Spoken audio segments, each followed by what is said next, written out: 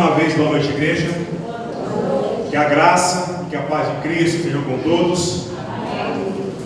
Antes de nós irmos para a leitura da palavra de Deus, eu gostaria de agradecer a Deus pelo privilégio de ontem nós proporcionarmos aqui, né, nesse local mais um encontro com as nossas crianças, e foi uma bênção, foi uma maravilha.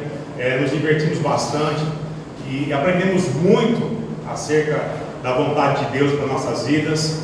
E gostaria de continuar incentivando você, pai, você, mãe, que tem o seu filho de aí na casa dos 8 até os 15 anos de idade. Diga para ele, quando nós tivermos a programação, venha, traga seu filho. É muito importante isso, pai e mãe. Nós entendemos que esse é o investimento que você tem que fazer sem pestanejar na vida do seu filho, que é na vida espiritual. Todo o restante vai depender disso na vida dele. Amém? E graças a Deus vamos ter mais um tempo precioso na presença de Deus, e vamos pedir a Deus que Ele nos conceda mais oportunidades. Amém? Meus irmãos, abra sua Bíblia na carta de Paulo aos Romanos, no capítulo 16.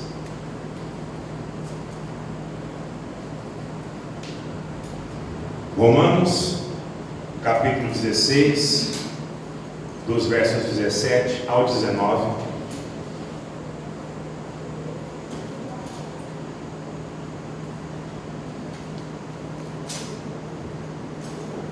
Nós estamos nessa série de mensagens, as obras da carne, e hoje nós veremos sobre as dissensões, ou seja, a dissensão. Romanos 16, dos versos 17 ao 19.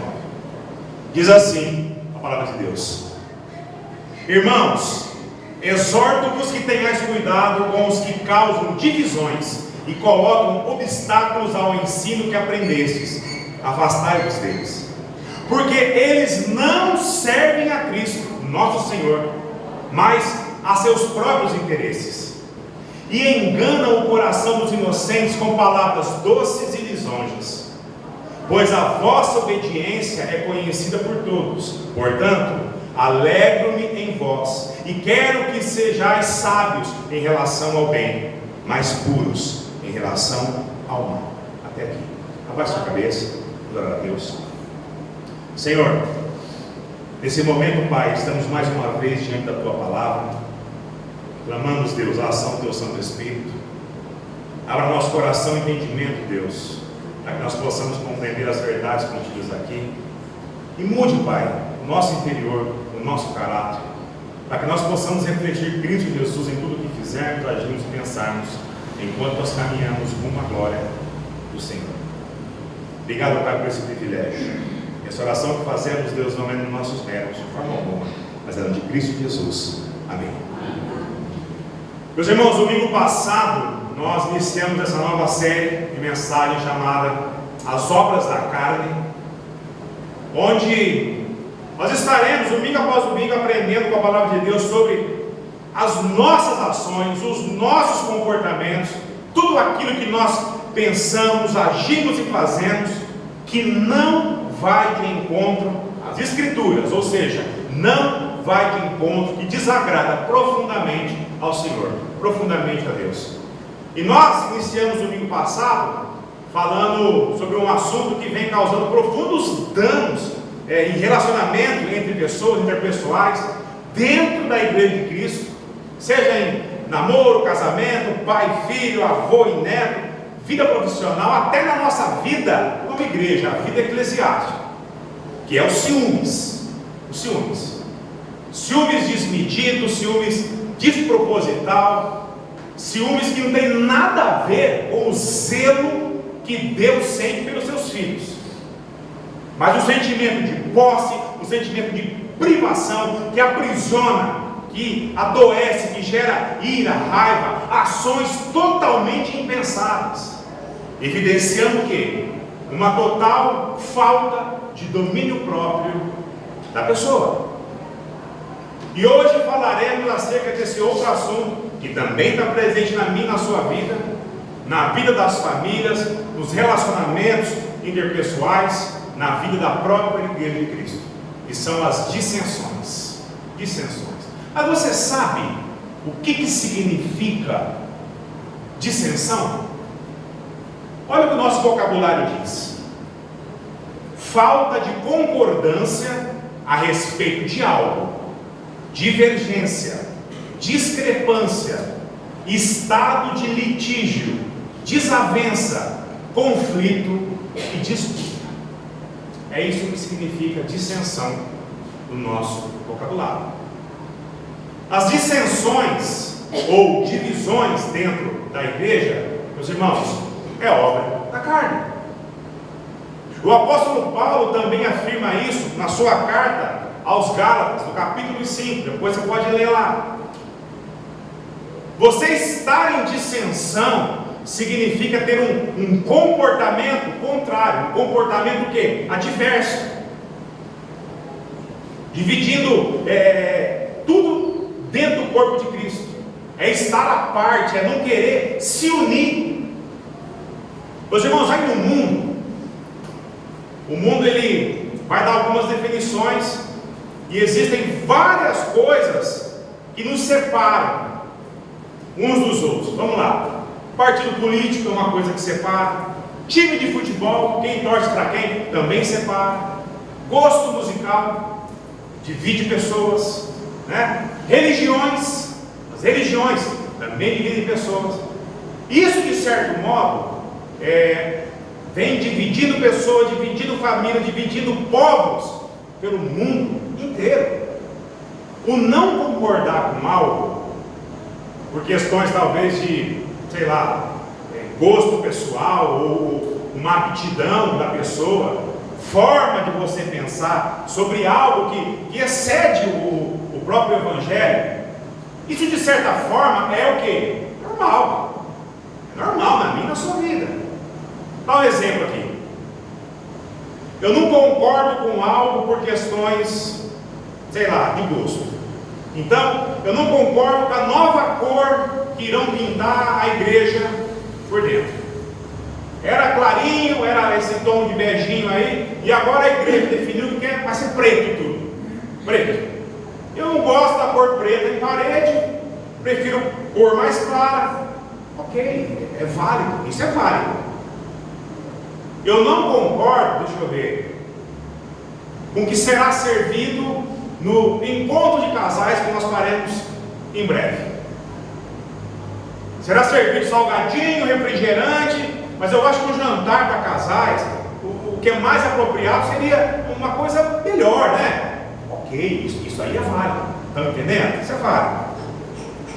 Eu não estou de acordo, talvez, em fazer um investimento, deixa eu ver o quê? Na compra de um veículo para a igreja, por exemplo. Eu acho que a prioridade seria talvez arrumar o teto, as telhas, né? Consertar o telhado, o vazamento. Ok, isso também é válido. Percebe que não só na igreja, mas na nossa vida, nós fazemos isso constantemente. Dentro da igreja, no trabalho, dentro da minha e da sua casa. Até aí, meus irmãos, até aí, tudo bem. Ninguém é obrigado a concordar com tudo e com todos. Mas será que é isso que Paulo está falando aqui? Será que é esse tipo de discordância que Paulo chama de dissensão? Será que é isso que a Bíblia chama de obra da carne? É claro que não. Discordar é um ato comum, até mesmo entre os discípulos de Cristo. Homens bons podem diferir sobre vários pormenores de como fazer, por exemplo, a obra de Deus. Nós temos um exemplo bem claro disso, que é a discordância entre o apóstolo Paulo e o apóstolo Barnabé, está lá em Atos, capítulo 15. Dois evangelistas devotos, experientes, mas que tinham uma diferença de opinião se eles levariam a sua viagem. Sabe quem? O evangelista Marcos. Eles iam fazer a viagem de pregação e eles não concordavam se levariam ou não. Ambos tinham boas razões para ter esse posicionamento, um a favor e o outro contra. Paulo lembrou que Marcos tinha abandonado eles quando a coisa ficou difícil na primeira viagem. Lá em Atos 13, depois leia lá. Já Barnabé era conhecido por sua habilidade de encorajar, de edificar os irmãos. E ainda tinha esperança que Marcos viria a ser um companheiro confiável na pregação do Evangelho. E esse otimismo de Barnabé mostrou-se corretíssimo. Pois, olha só o que o próprio Paulo disse para Timóteo, tempos depois, sobre o Marcos. 2 Timóteo 4,11. Só Lucas está comigo. Toma Marcos e leve-o consigo, pois ele é muito útil para o ministério. Mas naquela ocasião lá, as preocupações imediatas de Paulo, elas eram o quê? Compreensíveis. Afinal, Marcos deu as costas para eles, abandonou a missão. Olha que a coisa ficou preta, que a coisa enroxou, né? Tomou aquele caráter de dificuldade. E que Marcos fez? Agora. Então, como que esses dois homens maduros lidaram com essas diferenças? Eles permitiram um ao outro que a liberdade de fazer a obra, sem sentir necessidade de ataque pessoal, ou talvez questionar o caráter do irmão. Isso nos mostra que as opiniões, elas podem até ser diferentes, pode até divergir, presta atenção, mas isso em nada pode destruir a comunhão entre os irmãos. Amém, igreja? Amém. Discordar é válido, mas perder a comunhão por causa disso, não. É disso o que Paulo está falando. Não é sobre dizer amém para tudo que eu faço ou deixo de fazer, mas é sobre, apesar do que o outro faça, nós não podemos nos esquecer que ele continua sendo o quê? Nosso irmão. Meus irmãos, o apóstolo Paulo, nesses versos que lemos agora há pouco, da carta que ele enviou aos crentes da igreja de Roma, ele dá alguns conselhos preciosos a fim de como eu e você devemos agir com pessoas que causam dissensões dentro do corpo. E o primeiro está aqui, no verso 17. Leia comigo de novo, verso 17.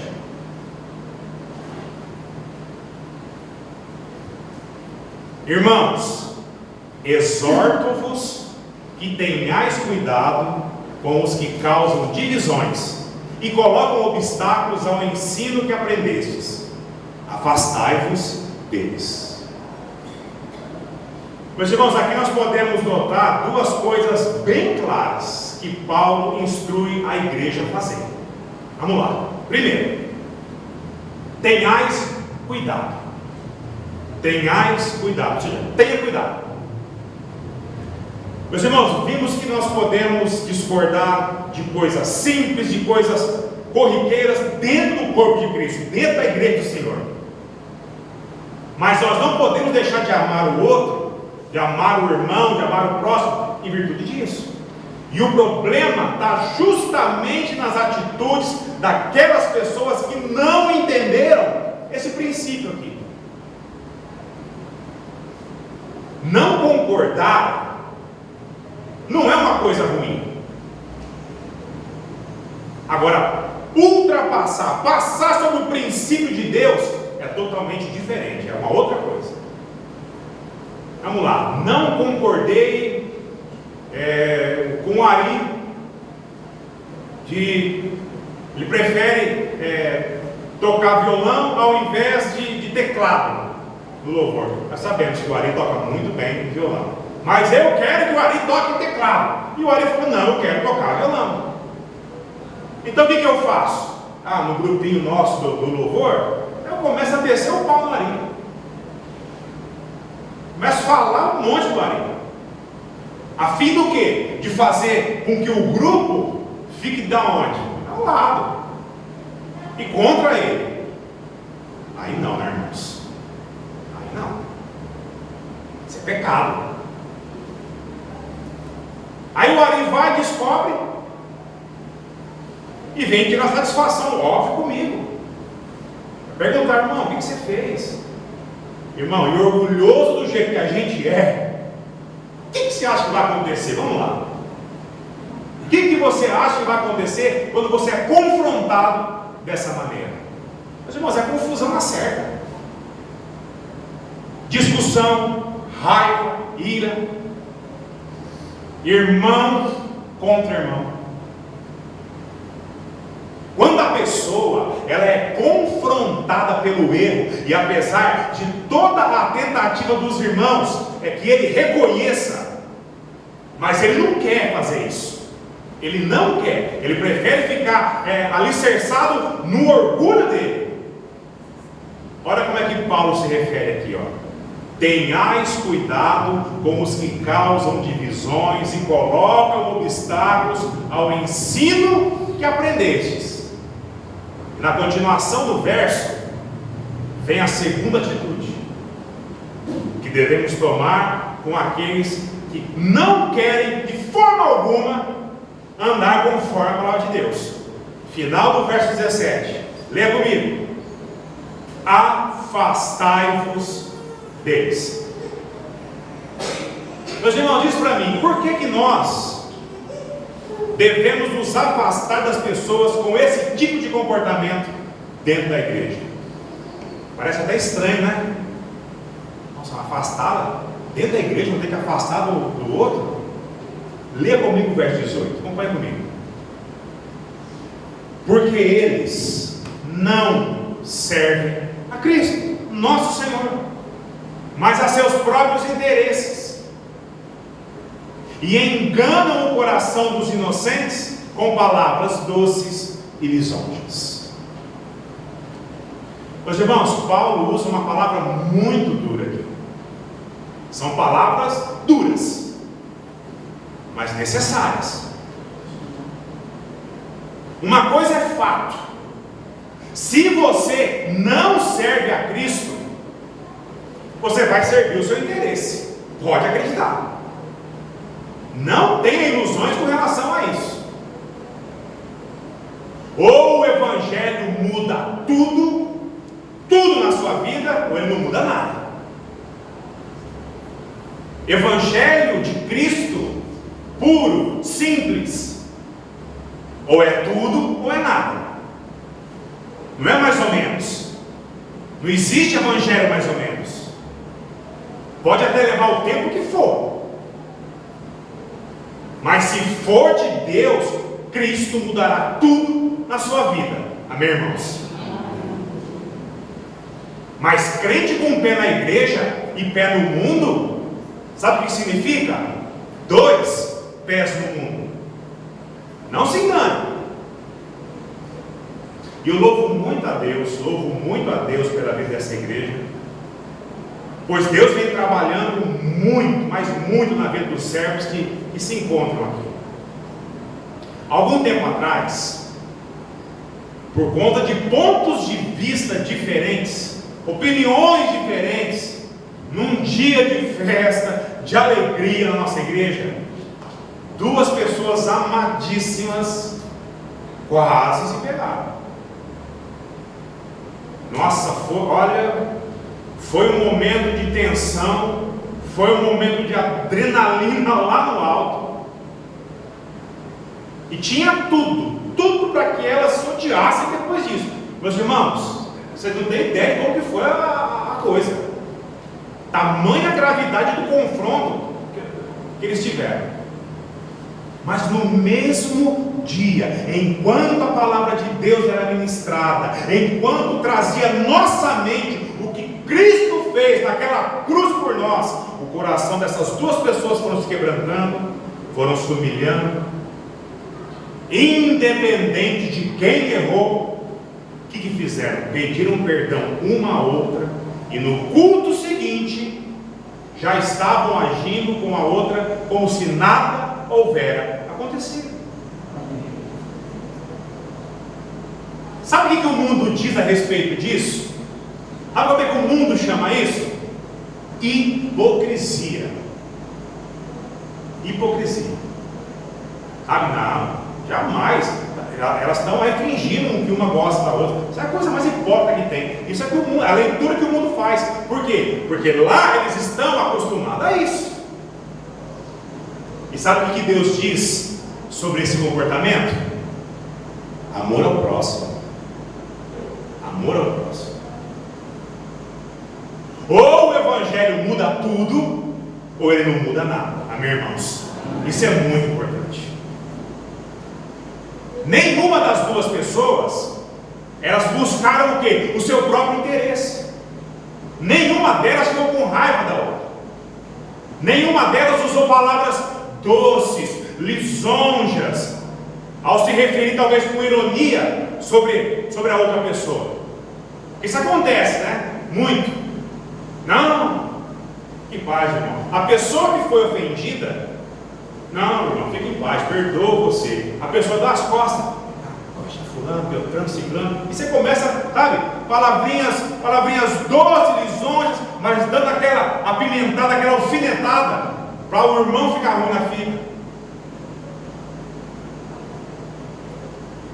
Portanto, não houve necessidade nenhuma dessas duas pessoas se afastarem, porque foi genuíno, foi verdadeiro. Mas Paulo é claro, o apóstolo Paulo é claro, qualquer atitude que seja contrária a que essas pessoas tiveram dentro do corpo de Cristo, aí, irmãos, afaste-se, afaste-se, porque não é Cristo que reina na vida dela, mas é o seu próprio interesse. Sabe o que essas duas pessoas entenderam? E que infelizmente algumas não entenderam? Queimou ou apagou? Aperta de novo, cara. Acho que ela acende. Aperta. Aí. Uma tá, né?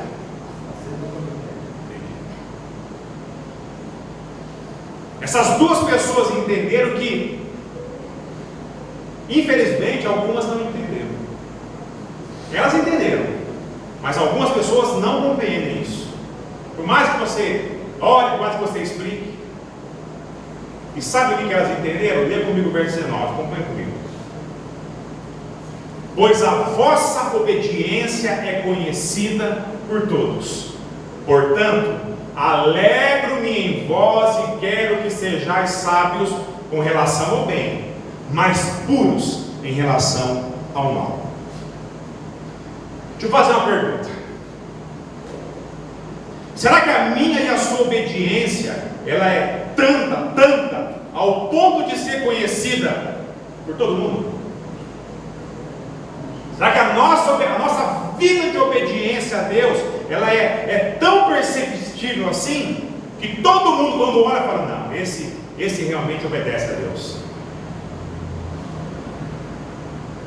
Será que o meu e o seu obedecer a Deus extrapola, excede as paredes dessa igreja em um dia de culto, por exemplo? Será que ao sairmos daqui é a mesma atitude que nós temos quando estamos aqui dentro? Será que fora daqui o Evangelho tem mudado de fato a minha e a sua vida?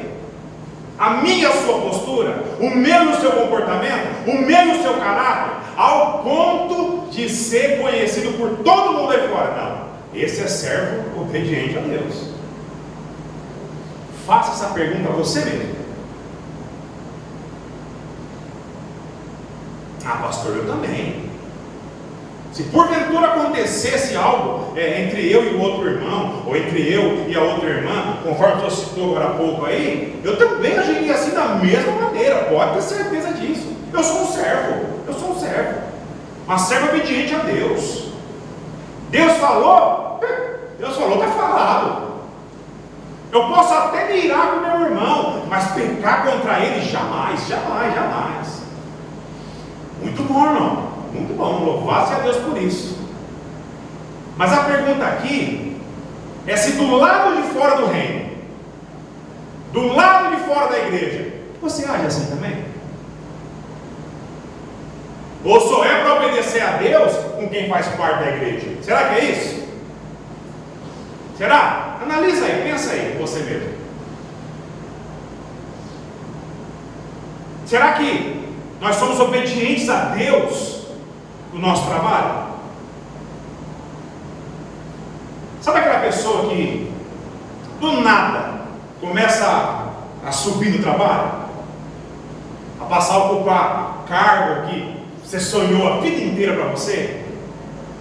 Será que nós seremos obedientes a Deus e nós não criaremos nenhuma dissensão com relação a essa pessoa? Será que nós não usaremos jamais palavra doce, palavra lisonja, né, ao se referir a essa pessoa, quando estiver falando com alguém superior, por exemplo, o chefe?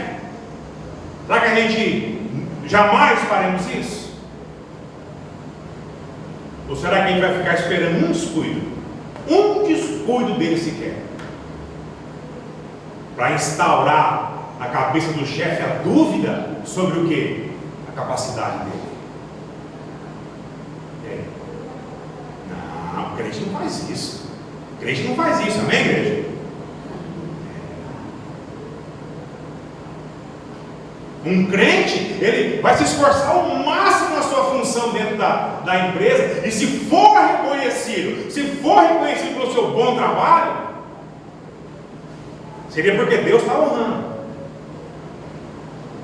Afinal, crente, vamos lá, crente não calunia, crente não difama, crente não sente inveja do outro, é ou não é?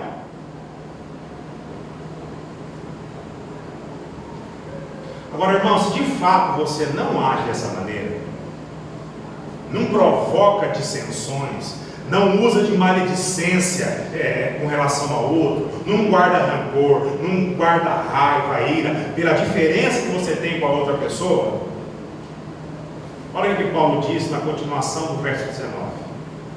Acompanhe comigo aí, verso 19. Portanto, alegro-me em vós. Meus irmãos, ser obediente a Deus é fácil? É óbvio que não. Nós somos obedientes o quê? Por natureza. Desde que o homem foi criado, a gente desobedece a Deus. Agora, é impossível obedecer a Deus? Sim ou não? Sim ou não? Não. Não. Agora, desobedecer a Deus não precisa fazer força. Nós fazemos isso naturalmente. E isso tem relação direta com o que Paulo diz nessa continuação, na continuação do verso 19. Lê comigo agora aí, ó. E quero que sejais sábios em relação ao bem. Irmãos, fazer o bem, fazer o que é bom aos olhos de Deus, é um princípio de sabedoria? Sim ou não? Sim. Sim. Provérbio 19 diz para mim isso aí. 19:10. O temor do Senhor é o princípio do quê? Da sabedoria. Ou seja, Paulo está dizendo que temer a Deus, obedecer ao Senhor, fazer o bem ao próximo, é ser o quê? Sábio. Mas por quê, pastor? Olha o que Zacarias 8:17 diz: não planejem no íntimo o mal contra o seu próximo, e não queiram jurar com falsidade, porque eu odeio todas essas coisas, declara o Senhor. Acho que mais claro que isso, impossível. Deus diz o quê? Que odeia essas coisas. Agora vamos refrescar nossa memória. O que Deus odeia na Bíblia? Vamos lá, Provérbios 6:16-19. 6 coisas que o Senhor detesta. Sim, 7 ele odeia: olhos arrogantes, língua mentirosa, e mãos que derramam sangue inocente, coração que faz planos perversos, pés que se apressam em praticar o mal, testemunha falsa que profere mentiras e semeia inimizade, dissensão entre irmãos. Entendeu porque nós devemos ser sábios e fazer o bem? Meus irmãos, Paulo sabia o que ele estava falando. Então aqui no verso 19, Paulo vai dizer que a nossa obediência a Deus tem que ser conhecida por todo mundo. Todo mundo, não é só a igreja, por todos.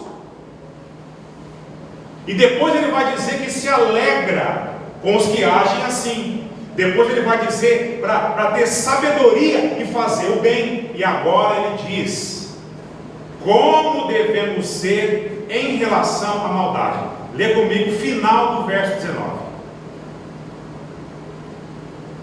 Mais puros em relação ao mal. Meus irmãos, a palavra puros aqui que Paulo usa tem o significado original em grego de ingênuo. Ingênuo. O que Paulo está dizendo com isso? Existem dois significados para a palavra ingênuo. Primeiro, um homem ingênuo é aquele que é simples, franco, sincero. E o segundo, e eu creio que é esse que Paulo se refere, diz respeito ao quê? A área do direito romano. Estavam sob domínio de Roma. Ingênuo é que ou quem já nasceu livre. Essa é a segunda definição. Então vamos lá, ajuda eu aí. Paulo está falando sobre o que? Dissensão. Para quem mesmo? Para ímpios lá fora? Para quem não conhece a Deus? Ou para servo de Cristo? Para servo, para a igreja de Roma, certo, irmãos?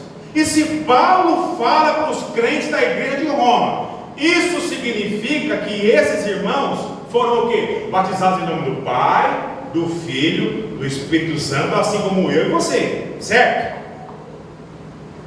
E o que a palavra de Deus diz que acontece com aquele que é batizado? Diz que ele é nascido o quê? De novo. Mas nascido de novo em relação ao que, pastor? Em relação à escravidão do pecado. Amém, irmãos? Portanto, Paulo está dizendo que devemos nos portar como quem nasceu de novo, agora livres, ingênuos para o pecado, puro, santo em relação ao mal.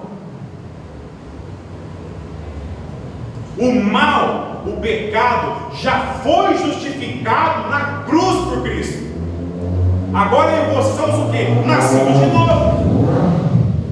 Novas criaturas, ingênuas, puras em relação ao mal. Não significa que nós não sabemos, não é isso que Paulo está falando, nós sabemos sim, mas nós temos que ter o comportamento de quem é ingênuo com relação ao mal, porque você nasceu de novo, irmão.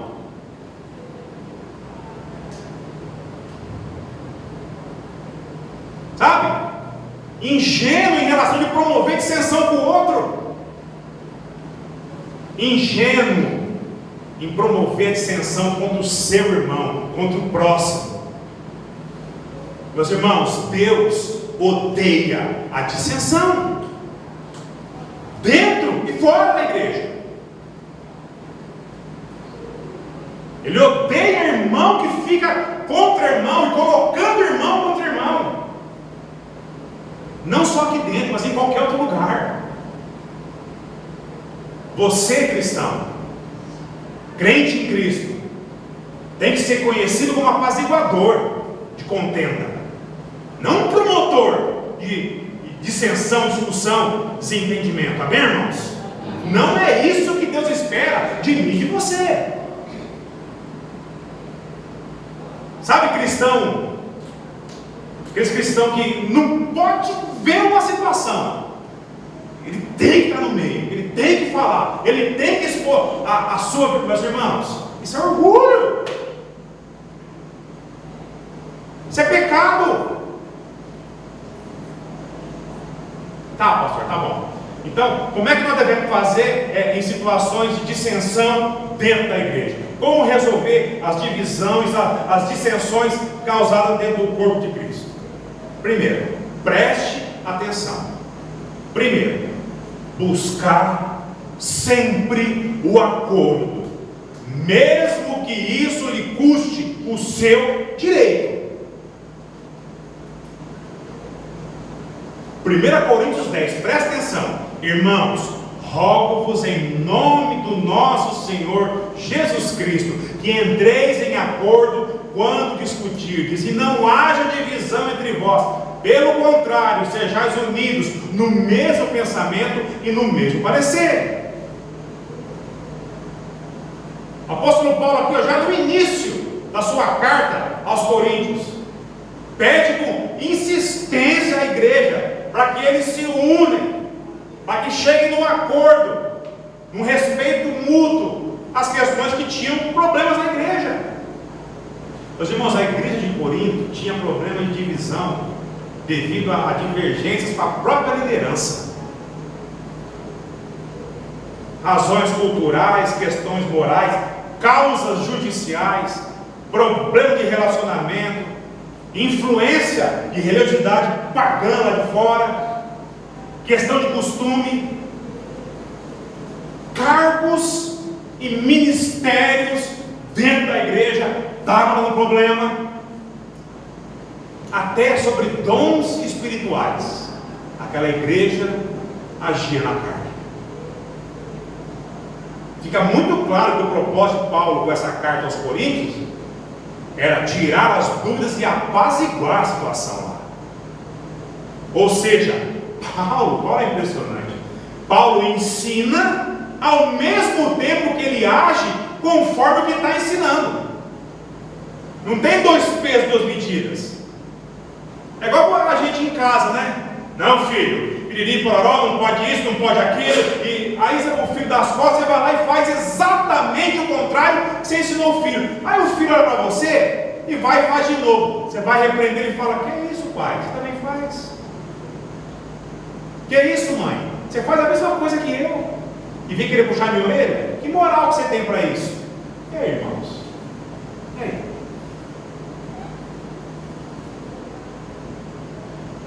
Como cristãos, como crentes em Cristo, temos que ser apaziguadores e procurar sempre o que é melhor para todos, mesmo que isso custe o seu direito. Amém, irmãos? Às vezes precisamos abrir mão do nosso direito, do nosso querer, para que haja acordo entre os outros. O pedido que Paulo faz aqui é para que todos tenham o mesmo pensamento, mesma vontade. Isso parece ser algo que é impossível no mundo que eles viviam, o mundo grego, liberal, um mundo sem medida nenhuma, onde a igreja de Corinto estava lá, no meio desse povo. Mas se todos buscar fazer a vontade de Deus, então entrarão num acordo. É o que Paulo diz. Amém, irmãos? E isso aplica a mim e a você. Segundo, obedecer à liderança se ela estiver perto de Deus. 1 Coríntios 11, 18, presta atenção. Porque antes de tudo estou informado a haver divisões entre vós, quando vos reunis na igreja, e eu em parte o creio. Em parte o creio. Quando Paulo soube desses problemas de dissensão, de divisão no meio da igreja de Corinto, escreveu essa carta para tratar essas questões. Como um pastor, Paulo conhecia muito bem o seu rebanho. Embora ele tinha ouvido falar a respeito do problema, disse: eu, em parte eu creio. Isso porque ele sabia com quem estava lidando. Só que ao mesmo tempo ele não queria acreditar. Sabe, aquelas picuinhas dentro da igreja, de pregação após pregação, ensino após ensino, a pessoa ouve, e sai, no culto seguinte está lá, arrumando o problema de novo. O pastor sabe de quem são as ovelhas, como são as ovelhas, mas ele fica, tá, eu sei, mas eu não acredito que está agindo assim de novo, não é possível. É o que está acontecendo com Paulo aqui.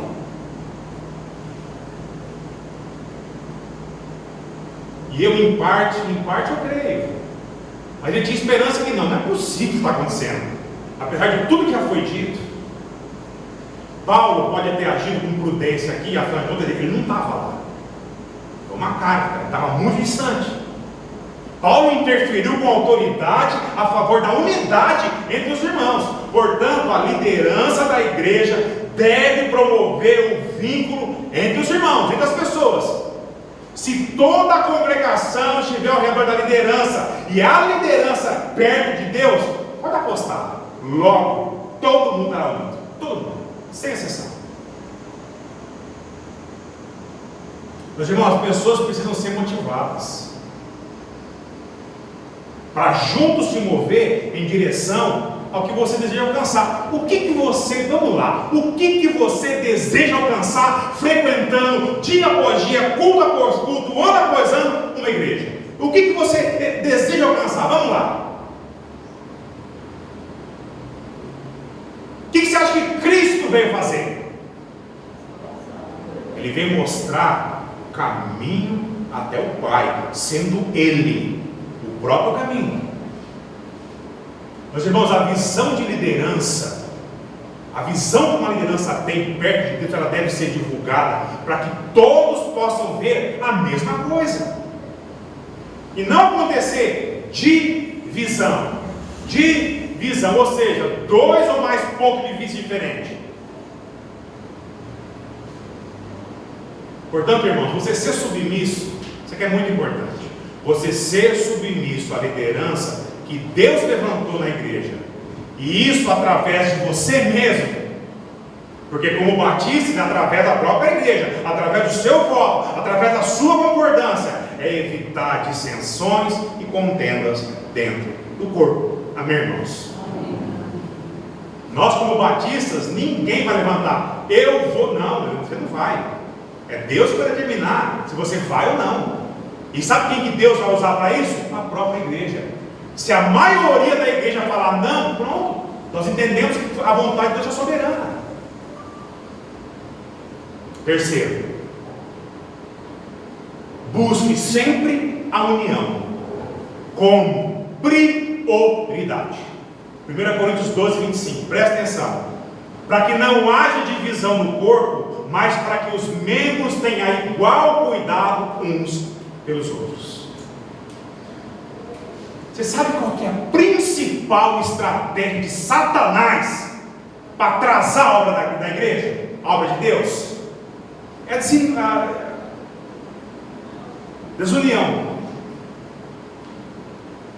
irmão contra irmão, dissensão. Pois ele sabe que uma igreja unida, para valer, ela é imbatível. Ela é imbatível. A comunhão traz alegria, principalmente a bênção de Deus. Já a desunião vai impedir até mesmo o fluir de Deus no nosso meio. Deus nos disse que se nós estivermos unidos em seu nome, Ele estaria entre nós. Meus irmãos, como irmãos em Cristo, nós devemos procurar estar sempre juntos. Amém? Amém. E mais uma vez eu rogo à igreja, não fiquem bravos comigo. Insistentemente eu estou, irmão, cadê você, irmão? Estamos sentindo sua falta, irmão.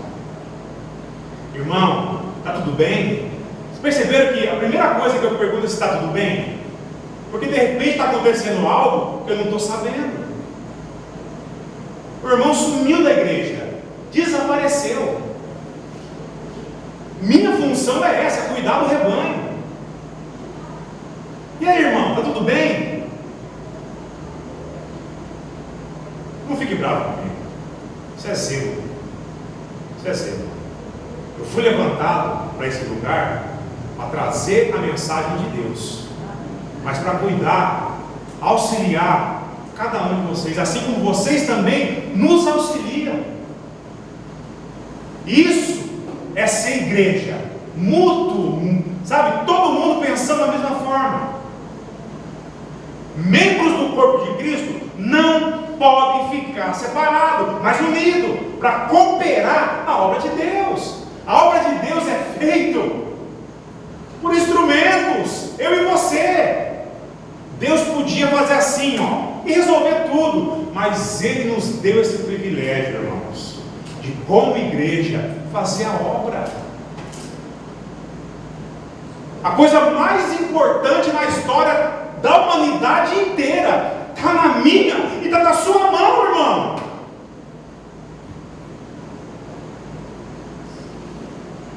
E acima de tudo, nós devemos agir, saber que quem é o cabeça disso tudo é Cristo. Somente quando Jesus estará acima de tudo, todo o restante vai tomar o seu lugar. Todo o restante. O principal vínculo da unidade cristã é estar em Jesus, que nos uniu para sermos o quê? Irmãos. Sabe de que forma? Pela fé. Pela fé. A correria do dia a dia, nós sabemos, a correria do dia a dia, as ocupações, preocupações, às vezes nos distanciam dos irmãos da igreja. Irmãos, para estar em união, é preciso, sabe o que? Prioridade. Deixando o que for preciso para estar junto, servindo a Deus. Amém? Mas o que é prioridade na minha e na sua vida? Essa é a pergunta. Essa é a pergunta. O que é prioridade na minha e na sua vida num domingo? O que é prioridade na minha e na sua vida numa quarta-feira? Num sábado? O que é prioridade? Vocês perceberam que o Evangelho ou muda tudo ou não muda nada? Que um pé na igreja e uma fora é dois pés lá fora? Não se iluda, irmãos. Aí fora, vocês sabem quem domina aí fora. E a estratégia dele, é muito simples de detectar. É colocar no seu coração aquela falta de vontade de estar no meio dos irmãos. Você acha que é o seu dia a dia? Você acha que é o seu cansaço? Você acha que é a sua correria? Não se iluda, irmãos, não se iluda. Você está sendo usado como, sabe aqueles bonequinhos, marionete? Você está uma marionete. E achando que tudo bem. Não, eu sirvo a Deus, eu oro aqui mesmo. Tem uma ilustração que ela é, muito antiga, bem conhecida, mas que vale a pena lembrar. Pega uma brasa e tira ela fora do meio do braseiro. O que acontece com a brasa? Ela apaga. Daqui a pouco, você não vai estar nem atendendo o meu telefonema. Você vai ver, pastor, vai deixar no vácuo. Não se ilude, irmãos. A estratégia de quem domina aí fora é fazer a igreja se dividir. Porque eles sabem que uma igreja unida é uma igreja forte, imbatível, que vai pregar o Evangelho a toda criatura. E aquela qual Deus resolveu salvar na sua presciência, Ele vai salvar, usando a minha e a sua vida. E é isso que Ele vai tentar impedir, promovendo a dissensão entre eu e você. A palavra de Deus nos diz que no fim dos tempos, as pessoas estariam desunidas por seu egoísmo e principalmente por não terem a presença do Espírito Santo. O Espírito de Deus traz unidade. Unidade e amor, e não confusão, dissensão, divisão. E um princípio indispensável para contribuir à unidade é buscar o que edifica o seu irmão e deixar de lado o que não edifica. Todas as coisas, elas são o quê? Lícitas, mas nem todas edificam, irmão. Somos apenas um em Cristo Jesus. Portanto, querer estar fora do corpo é 2 pés no mundo. E a nossa oração é para que Deus mude isso, porque só Ele tem poder para isso. Eu vou estar falando, até o dia que você me falar, cala sua boca, não quero te ouvir mais, tudo bem, eu vou continuar orando por você, mas não vou te importunar mais. Mas enquanto Deus me der a sua graça, pode ter certeza, Ele me levantou para isso, para estar lembrando o irmão que lugar de brasa é em braseiro e não fora. Amém? Eu gostaria de encerrar citando Efésios 4, de 1 a 6. Abra lá, Efésios 4, de 1 a 6. Carta de Paulo aos Efésios, capítulo 4, de 1 até o verso 1 e 6. Olha o que Paulo diz aqui.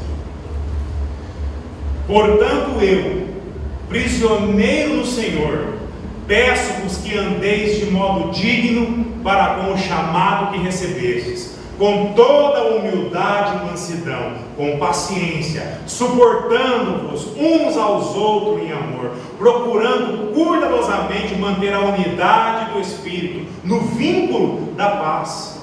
Há um só corpo, um só Espírito, como também fostes chamados para uma só esperança do vosso chamado. Há um só Senhor, uma só fé, um só batismo, um só Deus e Pai de todos, que é sobre todos, por todos e está em todos. Amém, irmãos? Meus irmãos, isso é ser igreja. A nossa oração é para que você não se renda às armadilhas que é colocado na sua vida. O seu trabalho, o seu estudo, a festa, o compromisso, aquilo outro. Se você não colocar o seu relacionamento com Deus como prioridade, você colocará outra coisa. Amém, irmãos? Abaixe a cabeça, glória a Deus.